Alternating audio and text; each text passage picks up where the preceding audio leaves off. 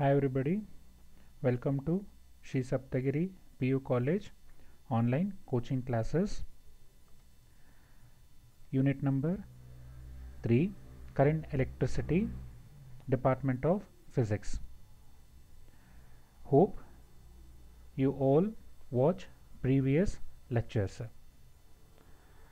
In this lecture, Current Electricity 4, we can study what is the cause of resistance and different things related to resistance. In the previous lecture, you have learnt what is the relation between current and drift velocity and the statement of Ohm's law. So let us try to recapture the statement of Ohm's law. At a constant temperature, the current flowing through a conductor is directly proportional to potential difference applied across the conductor. So, in this lecture, let us derive an expression for Ohm's law, that is of V is directly proportional to I. It might be asked for 3 marks also. Deduce Ohm's law. So how to derive an expression for Ohm's law means, let us consider a conductor first. You have to draw the diagram for this one. So let us consider a conductor where the potential difference is applied to it, where the conductor has a length L and area of cross section is A. Let V be the potential difference and I be the current flowing through the conductor. So consider this diagram where it consists of a conductor having a length L and area of cross section A. Let V be the potential difference applied across the conductor and I be the current flowing through the conductor. Okay. Now, from the definition of drift velocity, we know that Vd is equal to E into tau divided by m. We have neglected here E because we have taken the modulus of Vd. Therefore, E into E divided by m into tau na, we can write it as E into tau divided by m into E. So since E andre ಏನಂತ electrical field intensity, where electrical field intensity is given by V divided by L, where V is the potential difference and L is the length of the conductor. So let us replace E by V by L in this equation. So E into tau divided by m as it is hange barkonta idini. E is replaced by what? V by L. Okay. Next step. The current flowing through the conductor I is equal to NAE into Vd.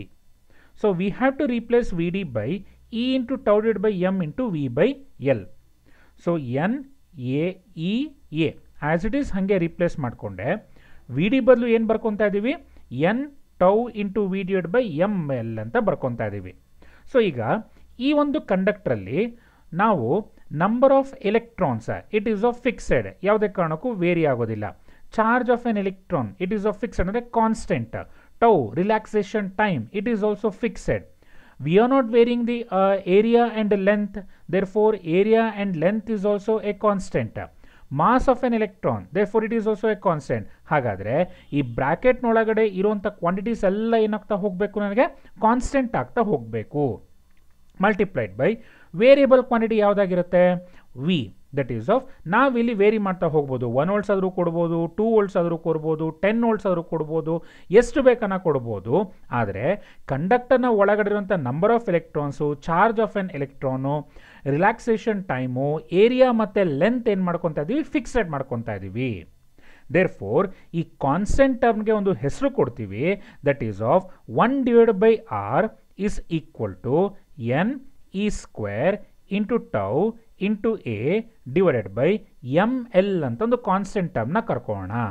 Wear R is equal to ಏನಾಗುತ್ತೆ ಹಾಗಾದ್ರೆ constant M L divide by N E square tau into A ಆಗ್ತಾ ಹೋಗುತ್ತೆ, where this R is a constant of a given conductor at a given temperature. Very very very important. So R is a constant for a given conductor at a given temperature. ಹಾಗಾದರೆ I is equal to ಎಂತ ಬರೀಬೋದು, if I consider this one as, okay, so if ಈ ಇಕ್ವೇಷನ್ನ next step ಬರ್ಕೊಂಡ್ವಿ ಅಂತ ಹೇಳಿದ್ರೆ I is equal to ಈ ಪಾರ್ಟ್ನಲ್ಲಿ ಅಂತ ಬರ್ಕೋಬೋದು, I can write it as 1/r ಅಂತ ಬರ್ಕೊಬೋದು. ಮಲ್ಟಿಪ್ಲೈಡ್ ಬೈ ಏನಾಗ್ತಾ ಹೋಗುತ್ತೆ, ವಿ ಆಗುತ್ತೆ.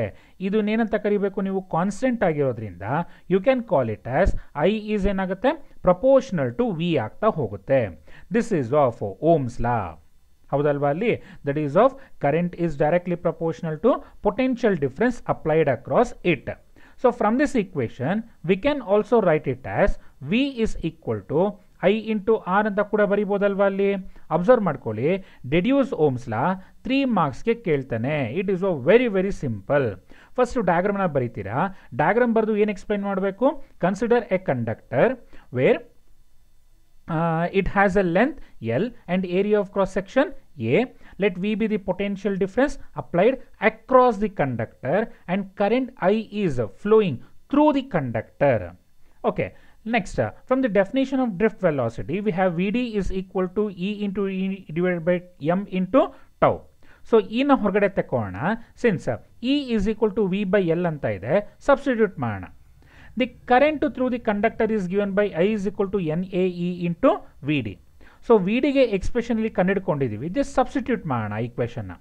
ಸೊ ಇ ಇಂಟು ಇ ಅಂತ ಹೇಳಿದ್ರೆ E square N A tau divide by M L ಮಾಡಿಕೊಂಡು ವಿ ಮಾತ್ರ ಹೊರಗಡೆ ತೆಕ್ಕೊಂತೀನಿ. ಯಾಕೆ, we can be it is of A variable. But ಈ ಕ್ವಾಂಟಿಟೀಸ್ ಎಲ್ಲ ಏನಾಗ್ತಾ ಹೋಗಬೇಕು, ಕಾನ್ಸ್ಟೆಂಟ್. ಆ ಕಾನ್ಸ್ಟೆಂಟ್ಗೆ ಒಂದು ಹೆಸರು ಕೊಡ್ತೀವಿ, ಏನಂತ ಹೇಳಿದ್ರೆ 1 divided by r, where r is known as a constant which is also known as a resistance. Therefore ಈ ಕಾನ್ಸ್ಟೆಂಟ್ ಕ್ವಾಂಟಿಟಿನೆಲ್ಲ ಏನಂತ ಬರ್ಕೊಬೋದು, ನಾನು 1/r ಅಂತ ಬರ್ಕೊಬೋದು. ಕಾನ್ಸ್ಟೆಂಟ್ನ ತೆಗೆದು ಹಾಕಿದ್ವಿ ಅಂತ ಹೇಳಿದ್ರೆ ಐ ಈಸ್ ಪ್ರಪೋರ್ಷನಲ್ ಟು ಏನಾಗುತ್ತೆ, ವಿ ಆಗುತ್ತೆ.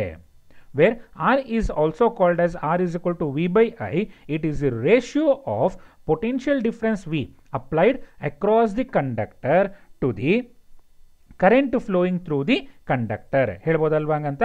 So r is equal to v divided by I. V ಅಂತ ಹೇಳಿದ್ರೆ potential difference, I ಅಂತ ಹೇಳಿದ್ರೆ current.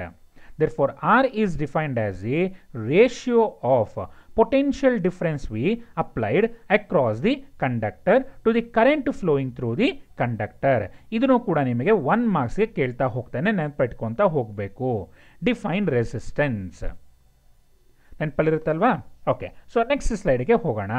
Reduction of Ohm's law, very very very important.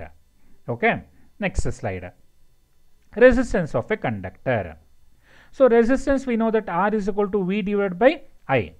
It is defined as the ratio of potential difference V applied across the conductor to the current flowing through the conductor. And SI unit for the electrical resistance is enta baribeku, ohm. Okay, this is a symbolic representation of an ohm. Now define 1 ohm. You have to define 1 ohm. Since we know that R is equal to ಏನು ಗೊತ್ತಿದೆ, V divided by I. V ಅಂತ ಹೇಳಿದ್ರೆ V ಗೆ unit ಏನು ಬರುತ್ತೆ, 1 volt potential difference. I ಅಂತ ಹೇಳಿದ್ರೆ ಏನು, 1 ಆಂಪಿಯರ್ ಆಫ್ ಕರೆಂಟ್. ಹಾಗಾದರೆ ಅವಾಗೇನಂತ ಕರಿಬೋದು, ಅದನ್ನು 1 ಓಮ್ ಅಂತ ಕರಿತಾ ಹೋಗ್ಬೋದು. ಸೊ ಜನರಲ್ ಆಗಿ ಆರ್ನ ಹೆಂಗೆ ಡಿಫೈನ್ ಮಾಡ್ತೀರಾ, it is the ratio of potential difference V applied across a conductor to the current I flowing through the conductor. ಈಗ ನಾವು ಇದನ್ನು ಡಿಫೈನ್ ಮಾಡ್ಕೊತಾ ಹೋಗಬೇಕು. So resistance is set to be 1 ohm. ನಾವೇನಾದ್ರೂ ಈ ರೆಸಿಸ್ಟೆನ್ಸ್ನ 1 ಓಮ್ ಅಂತ ಕರಿಬೇಕು ಅಂತ ಹೇಳಿದ್ರೆ, when 1 ampere of current is flowing through the conductor, when ಯಾವಾಗ 1 volt potential difference is applied. Okay, so let us consider here it is a conductor ಇದೆ ಅಂತ ಅನ್ಕೋಣ. ಈ ಒಂದು ಕಂಡಕ್ಟರ್ಗೆ ನಾವು ಎಷ್ಟು ಪೊಟೆನ್ಷಿಯಲ್ ಡಿಫ್ರೆನ್ಸ್ನ ಅಪ್ಲೈ ಮಾಡಬೇಕು, only it is of 1 volt potential ಡಿಫ್ರೆನ್ಸ್ನ ಅಪ್ಲೈ ಮಾಡಬೇಕು. 1 ವೋಲ್ಟ್ ಪೊಟೆನ್ಷಿಯಲ್ ಡಿಫ್ರೆನ್ಸ್ನ ಅಪ್ಲೈ ಮಾಡಿದಾಗ ಇಲ್ಲಿ ಏನಾದರೂ 1 ಆಂಪಿಯರ್ ಆಫ್ ಕರೆಂಟು ಫ್ಲೋ ಆಯಿತು ಅಂತ ಹೇಳಿದ್ರೆ ಆವಾಗ ಈ ಕಂಡಕ್ಟರ್ಗೆ ಎಷ್ಟು ರೆಸಿಸ್ಟೆನ್ಸ್ ಇರುತ್ತೆ ಅಂತ ಕರಿಬೇಕು, 1 ಓಮ್ ರೆಸಿಸ್ಟೆನ್ಸ್ ಇದೆ ಅಂತ ಕರಿತಾ ಹೋಗಬೇಕು. So this is a definition of 1 ohm. Okay, so dimensional ಫಾರ್ಮುಲಾಸ್ನ ಎಲ್ಲದೂ ಕೂಡ ಲಾಸ್ಟ್ಗೆ ಒಟ್ಟಿಗೆ ಹೇಳ್ಕೊಡ್ತಾ ಹೋಗ್ತೀನಿ. ಓಕೆ, ಸೊ ನೆನ್ಪಿಟ್ಕೊಂಡೋಗಿ dimensional formula for resistance is of M L to the power 2 T to the power -3 and A to the power -2. Okay, so potential ಡಿಫ್ರೆನ್ಸ್ಗೆ ಯಾವ ರೀತಿ ಬರೀಬೇಕು ಪ್ರತಿಯೊಂದನ್ನು ಕೂಡ ನೋಡ್ಕೊತಾ ಹೋಗೋಣ ಮುಂದಿನ ಸ್ಲೈಡ್ಸ್ನಲ್ಲಿ. Next, cause of the resistance. ಏನಿದು ಕಾಸ್ ಆಫ್ ದಿ ರೆಸಿಸ್ಟೆನ್ಸ್? ಯಾವ ರೀತಿ ಫಿಸಿಕಲ್ ಅಪಿರಿಯನ್ಸ್ ಹೆಂಗಿರುತ್ತೆ ರೆಸಿಸ್ಟೆನ್ಸ್ದು? Okay, so let me explain by using this animation. So observe ಮಾಡ್ಕೊಳ್ಳಿ, ಎಲೆಕ್ಟ್ರಿಕಲ್ ರೆಸಿಸ್ಟೆನ್ಸ್ ಅಕರೆನ್ಸ್ ಯಾವ ರೀತಿ ಆಗುತ್ತೆ ಅಂತ ಹೇಳಿದ್ರೆ, let us consider a conductor. ಆ ಒಂದು ಕಂಡಕ್ಟರಲ್ಲಿ ಏನು ಅಪ್ಲೈ ಮಾಡಿದ್ದೀವಿ? ಇಲ್ಲಿ ವೋಲ್ಟೇಜ್ನ ಅಪ್ಲೈ ಮಾಡ್ಕೊತ ಹೋಗಿದ್ದೀವಿ. ಸೊ ವೋಲ್ಟೇಜ್ನ ಅಪ್ಲೈ ಮಾಡಿದ ತಕ್ಷಣ ಎಲೆಕ್ಟ್ರಾನ್ಸು ಮೂವ್ ಆಗೋದಕ್ಕೆ ಸ್ಟಾರ್ಟ್ ಆಗುತ್ತೆ. ಎಲೆಕ್ಟ್ರಾನ್ಸು ಮೂವ್ ಆಗೋದಕ್ಕೆ ಸ್ಟಾರ್ಟ್ ಆಯಿತು ಅಂತ ಹೇಳಿದ್ರೆ ಏನು ಪ್ರೊಡ್ಯೂಸ್ ಆಗ್ತಾ ಹೋಗಬೇಕು? ಕರೆಂಟು ಪ್ರೊಡ್ಯೂಸ್ ಆಗ್ತಾ ಹೋಗಬೇಕು. ಸೊ ಕರೆಂಟ್ ಪ್ರೊಡ್ಯೂಸ್ ಆಗ್ತಾ ಇದೆ ಅಂತ ಹೇಳಿದ್ರೆ ಅದಕ್ಕೆ ನಾನಿಲ್ಲಿ ಕೆಲವು ಹ್ಯಾಂಡ್ಸ್ನ ತೋರಿಸಿದ್ದೀನಿ. ಈ ಹ್ಯಾಂಡ್ಸ್ನ ಅಂತ ಕರಿಬೇಕು, ರೆಸಿಸ್ಟೆನ್ಸ್ ಅಂತ ಕರಿತಾ ಹೋಗಬೇಕು. ಸೊ ಈ ಎಲೆಕ್ಟ್ರಾನ್ಸು ತುಂಬ ಜಾಸ್ತಿ ಏನಾದ್ರು ರೀಚ್ ಆಯಿತು ಅಂತ ಹೇಳಿದ್ರೆ ಕರೆಂಟು ಜಾಸ್ತಿ ಬರ್ತಾ ಹೋಗುತ್ತೆ. ಬಟ್ ನಾನು ಈ ಹ್ಯಾಂಡ್ಸಿಂದ ಏನು ಮಾಡ್ತಿದ್ದೀನಿ? ಅಪೋಸಿಷನ್ ಕ್ರಿಯೇಟ್ ಮಾಡ್ತಾ ಹೋಗ್ತಾ ಇದ್ದೀನಿ, ಹೌದಲ್ವಾ ಅಲ್ಲಿ? ಸೊ ಈ opposition for the flow of electrons ಅಂತ ಕರಿಬೇಕು, ನೀವು ರೆಸಿಸ್ಟೆನ್ಸ್ ಅಂತ ಕರಿತಾ ಹೋಗಬೇಕು. ಸೊ ಈಗ ಹಾಗಾದರೆ ಈ ಅಪೋಸಿಷನ್ನ ಯಾರು ಕ್ರಿಯೇಟ್ ಮಾಡ್ತಾ ಇದ್ದಾರೆ? ಹೆಂಗೆ ಕ್ರಿಯೇಟ್ ಮಾಡ್ತಾ ಇದ್ದಾರೆ? ಹಾಗಾದರೆ ನಾವೇನಾದ್ರು ಕೈ ತೋರಿಸಿವಿ ಅಂತ ಅರ್ಥನ ಅಲ್ಲಿ? 100% ಇಲ್ಲ ಅಲ್ಲಿ. ಸೊ ಕಂಡಕ್ಟರ್ ಒಳಗಡೆ ಯಾವ ರೀತಿ ಕ್ರಿಯೇಟ್ ಆಗುತ್ತೆ ಅಂತ ಹೇಳಿದ್ರೆ ಅಬ್ಸರ್ವ್ ಮಾಡ್ಕೊಳ್ಳಿ ಈಗ. So let us consider a conductor in which, just a second, okay, so let us consider this conductor in which the electrons are moving randomly. So ಯಾವಾಗ ರ್ಯಾಂಡಮ್ ಆಗಿ ಮೂವ್ ಆಗುತ್ತೆ ಅಂತ ಹೇಳಿದ್ರೆ when there is no potential difference is applied. ನಾವೇನು potential ಡಿಫ್ರೆನ್ಸ್ನ apply ಮಾಡಿಲ್ಲ. ಈಗ ಏನು ಅಪ್ಲೈ ಮಾಡಿದ್ದೀನಿ ಅಂತ ಹೇಳಿದ್ರೆ ಪೊಟೆನ್ಷಿಯಲ್ ಡಿಫ್ರೆನ್ಸ್ನ ಅಪ್ಲೈ ಮಾಡ್ತಾ ಹೋಗಿದ್ದೀವಿ. ಯಾವಾಗ ಪೊಟೆನ್ಷಿಯಲ್ ಡಿಫ್ರೆನ್ಸ್ನ ಅಪ್ಲೈ ಮಾಡ್ತೀವಿ ಎಲೆಕ್ಟ್ರಾನ್ಸ್ ಎಲ್ಲ ಮೂವ್ ಆಗೋದಕ್ಕೆ ಸ್ಟಾರ್ಟ್ ಆಗ್ತಾ ಹೋಗುತ್ತೆ ಟುವರ್ಡ್ಸ್ ದಿ ಪಾಸಿಟಿವ್ ಟರ್ಮಿನಲ್. ನಿಮಗಿದು ಆಲ್ರೆಡಿ ಎಲ್ಲ ಗೊತ್ತಿದೆ ಅಲ್ಲಿ. ಸೊ ಈಗ ಇಲ್ಲಿ ಏನಾಗುತ್ತೆ ಅಂತ ಹೇಳಿದ್ರೆ ವೈಲ್ ಮೂವಿಂಗ್ ನಿಮಗೆ ಆಲ್ರೆಡಿ ಗೊತ್ತಿದೆ. So while moving the electrons and electrons ಆಮೇಲೆ electrons and positive ions will get collide with each other. ಯಾವಾಗ ಕೊಲೈಡ್ ಆಗುತ್ತೆ ಎನರ್ಜಿ ಏನಾಗ್ತಾ ಹೋಗುತ್ತೆ? ಡ್ರಾಪ್ ಆಗುತ್ತೆ. ಆವಾಗ ಎಲೆಕ್ಟ್ರಾನ್ಸ್ ಮೂವ್ ಆಗುವಂಥದ್ದು ಏನಾಗಬೇಕು? ಸ್ವಲ್ಪ ಡಿಲೇ ಆಗ್ತಾ ಹೋಗಬೇಕು, ಹೌದಲ್ವಾ ಅಲ್ಲಿ? ಸೊ ಈ ಕೊಲಿಷನ್ ಆಗುವಂಥ ಒಂದು ಪ್ರಾಪರ್ಟಿನೇ we will call that one as a resistance ಅಂತ ಕರಿತಾ ಹೋಗ್ತೀವಿ. ಅಲ್ಲಿಗೆ ಒಂದು ಪಾಸಿಟಿವ್ ಅಯಾನ್ನ ತಗೊತಾ ಹೋಗೋಣ. ಈಗ ಇಲ್ಲಿ ಒಂದು ಪಾಸಿಟಿವ್ ಅಯಾನ್ ಇದೆ ಅಂತ ಅನ್ಕೊಳ್ಳಿ. ಈ ಪಾಸಿಟಿವ್ ಅಯಾನು ಎಲೆಕ್ಟ್ರಾನ್ನ ಏನು ಮಾಡ್ತಾ ಹೋಗುತ್ತೆ? ಅಟ್ರಾಕ್ಟ್ ಮಾಡ್ತಾ ಹೋಗುತ್ತೆ. ಅಟ್ರಾಕ್ಟ್ ಮಾಡಿದಾಗ ಈ ಎಲೆಕ್ಟ್ರಾನ್ ಒರಿಜಿನಲ್ ಆಗಿ ಎಲ್ಲಿಗೆ ರೀಚ್ ಆಗಬೇಕು? ಈ ಒಂದು ಪಾಸಿಟಿವ್ ಟರ್ಮ್ಗೆ ರೀಚ್ ಆಗ್ತಾ ಹೋಗಬೇಕು. ಬಟ್ ಈ ಪಾಸಿಟಿವ್ ಅಯಾನು ಈ ಎಲೆಕ್ಟ್ರಾನ್ನ ಅಟ್ರಾಕ್ಟ್ ಮಾಡಿ ಪಾಸಿಟಿವ್ ಟರ್ಮಿನಲ್ ಕಡೆಗೆ ಹೋಗೋದನ್ನ ಸ್ಟಾಪ್ ಮಾಡ್ತಾ ಹೋಗ್ತಾ ಇದೆ. ಸೊ ಆ ಒಂದು ಸ್ಟಾಪ್ ಮಾಡುವಂಥ ಪ್ರಾಪರ್ಟಿನ ಏನಂತ ಕರಿತೀವಿ ನಾವು? ರೆಸಿಸ್ಟೆನ್ಸ್ ಅಂತ ಕರಿತಾ ಹೋಗ್ತೀವಿ. ಅಬ್ಸರ್ವ್ ಮಾಡ್ಕೊಳ್ಳಿ ಈಗ. As the electrons are moving, ಮುಂಚೆ ಹೋಗ್ತಿದ್ದ ಫೋರ್ಸ್ಗೂ ಈಗ ಫೋರ್ಸ್ಗೂ ಸ್ವಲ್ಪ ಕಡಿಮೆ ಆಗಿದೆ ಅಲ್ವಾ ಅಲ್ಲಿ? ಏಕೆ? ನಂಬರ್ ಆಫ್ ಪಾಸಿಟಿವ್ ಅಯಾನ್ಸ್ ಏನಾಗ್ತಾ ಹೋಗ್ತಾ ಇದೆ? ಇನ್ಕ್ರೀಸ್ ಆಗ್ತಾ ಹೋಗ್ತಾ ಇದೆ. ಯಾವಾಗ ಪಾಸಿಟಿವ್ ಅಯಾನ್ಸು ಇನ್ಕ್ರೀಸ್ ಆಯಿತು ಈ ಎಲೆಕ್ಟ್ರಾನ್ನ ಅಟ್ರಾಕ್ಷನ್ ಇಲ್ಲಿ ಜಾಸ್ತಿ ಆಯಿತು. ಅದಕ್ಕೋಸ್ಕರ ಪಾಸಿಟಿವ್ ಟರ್ಮಿನಲ್ ಕಡೆಗೆ ಹೋಗುವಂಥ ಎಲೆಕ್ಟ್ರಾನ್ಸು ಕಡಿಮೆ ಆಗ್ತಾ ಹೋಗ್ತಾ ಇದೆ ಅಂತ ಅರ್ಥ ಅದು, ಹೌದಲ್ವಾ ಅಲ್ಲಿ? ಸೊ ಎಲೆಕ್ಟ್ರಿಕಲ್ ರೆಸಿಸ್ಟೆನ್ಸ್ನ ಅಕರೆನ್ಸ್ ಹೇಳಬೇಕು ಅಂತ ಹೇಳಿದ್ರೆ it is a very simple. Electrical resistance is the opposition offered by the conductor for the flow of electric charges. ಈಗ ತಾನೇ ಎಕ್ಸ್ಪ್ಲೈನ್ ಮಾಡಿದೆ. When a conductor is connected to a battery, so ಒಂದು ಕಂಡಕ್ಟರ್ನ ಬ್ಯಾಟ್ರಿಗೆ ಏನಾದ್ರು ಕನೆಕ್ಟ್ ಮಾಡಿದೆ ಅಂತ ಅಂದ್ಕೊಂಡ್ರೆ free electrons in the conductor flows from negative terminal to positive terminal. This give rise to electric current. So ಯಾವಾಗ ಎಲೆಕ್ಟ್ರಾನ್ಸ್ ಮೂವ್ ಆಯಿತು current produce ಆಗ್ತಾ ಹೋಯಿತು. When free electrons from one end of the conductor flow from one end of the conductor to another end of the conductor, there is a collision between the electrons and electron and positive ions. This collision offers the opposition for the flow of ಯಾವುದಕ್ಕೆ? ಎಲೆಕ್ಟ್ರಾನ್ನ ಫ್ಲೋಗೆ oppose ಮಾಡ್ತಾ ಇದೆ collide ಆಗೋದ್ರಿಂದ. Therefore, the resistance will be occurred. This electrical resistance depends upon the nature of the material also. So nature of the material ಅಂದರೆ ಏನು, ಈಗ number of positive ಇಯನ್ಸ್ ತುಂಬ ಹೆಚ್ಚಿಗೆ ಆಯಿತು ಅಂತ ಹೇಳಿದ್ರೆ ಆವಾಗ ಎಲೆಕ್ಟ್ರಾನ್ಸ್ ಫ್ಲೋ ತುಂಬ ಕಡಿಮೆ ಆಗುತ್ತೆ. ಸೊ ಅದೇ ರೀತಿಯೇ ಲೆಂತ್ ಜಾಸ್ತಿ ಆದಂಗೆ, ಏರಿಯಾ ಜಾಸ್ತಿ ಆದಂಗೆ, ಸೊ ಈ ರೀತಿ ಎಲ್ಲ ಚೇಂಜಸ್ಸು ರೆಸಿಸ್ಟೆನ್ಸ್ ಮೇಲೆ ಆಗ್ತಾ ಹೋಗ್ತಾ ಇರುತ್ತೆ. Therefore the electrical resistance depends upon the nature of the material because the arrangement of the ions is different in different materials. ಹೇಳ್ಬೋದಲ್ವಾ ಹಾಗಂತ ಅಲ್ಲಿ?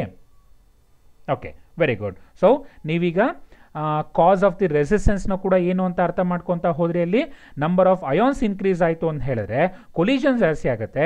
ಕೊಲಿಷನ್ಸ್ ಜಾಸ್ತಿ ಆಯಿತು ಅಂತ ಹೇಳಿದ್ರೆ ನಮಗೂ ಕೂಡ ಏನಾಗ್ತಾ ಹೋಗಬೇಕಲ್ಲಿ, ಕರೆಂಟ್ ಫ್ಲೋ ಕಡಿಮೆ ಆಗ್ತಾ ಹೋಗಬೇಕು. So collisions is the main cause of resistance anta artha. Okay, so in this slide if you have any doubt you can ask me now. Thank you.